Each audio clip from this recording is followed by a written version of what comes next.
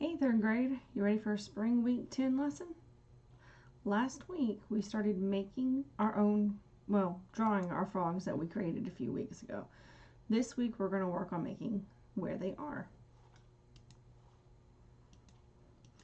Before we begin, you're going to need that frog picture that you started, a pencil and eraser, and coloring supplies. Don't forget your STEM journal so you can check your notes if you have to remind yourself of anything. Your third grade expedition information. Your guiding question has been the amazing adaptations or freaky frogs. The connection we're doing right now from art is that we are going to be creating our own species of frog and illustrating it like we were going to make a picture for a book. Your learning target. I can use the knowledge I learned last semester to brainstorm completely new species of frog. Now, in the big picture of the design process, art is part of the empathize stage because we're helping you identify and understand your subject better, this time your subject being frogs. So this week you're going to take the frog that you drew and give it a place to be. These are some things that you've got to remember.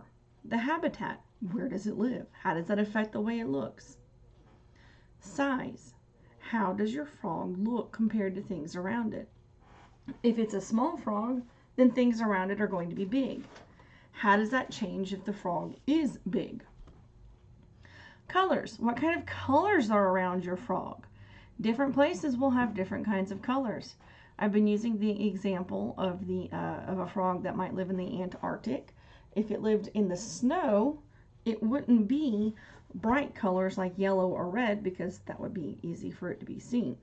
It would probably be colors close to its habitat. And danger. What kind of things are easy to see in the habitat that's dangerous? Is there anything that's clearly going to be a problem for your frog? These are some examples of frogs in their habitat. These are just some inspiration. You can take a look at them. You can see each one of these has some kind of size compared to the rest of it. You can tell that most of these are pretty small frogs because the things around them are pretty big. So keep that in mind when you are drawing your frog.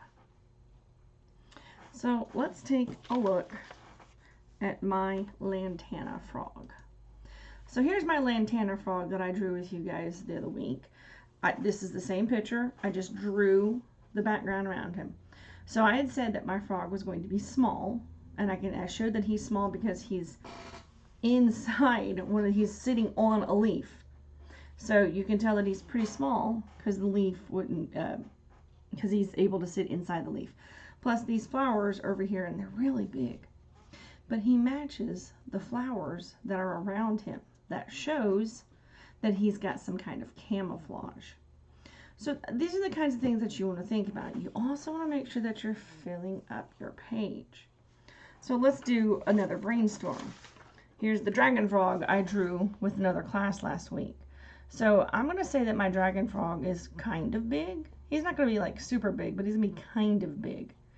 And I'm going to say that he probably lives near or on a pond, because when you breathe fire, you got to be near some water, otherwise you won't have much of a habitat after a while. So I'm going to say that he's on a lily pad. Maybe he'll be on a lily pad in the water. And looking back at one of our pictures, we can see that a lily pad and lots of these little plants around it, but he's still kind of big. So I'm not going to make him as small as that frog. I'm going to make him, if this is the lily pad, that helps me know just how big he is. And here I can draw the water and the distance. I can draw more lily pads around.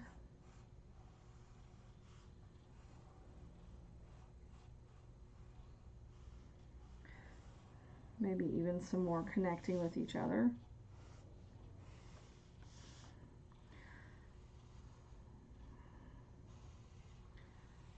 And remember, the farther back you go, the smaller things will get. So, in the distance, the lily pads will get smaller. And then, because these will be in the distance, I can draw, because I'm going to say my dragon frog lives in a forest. I can draw some, there's the bank of the, maybe the pond, and there's some smaller trees in the background because, again, far away.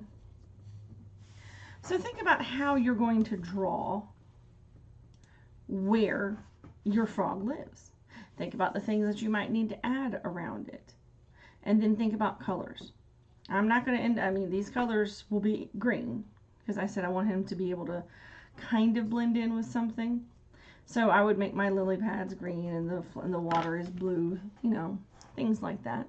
So this is your week to continue working on your frog and then start adding the habitat. Look forward to seeing your pictures.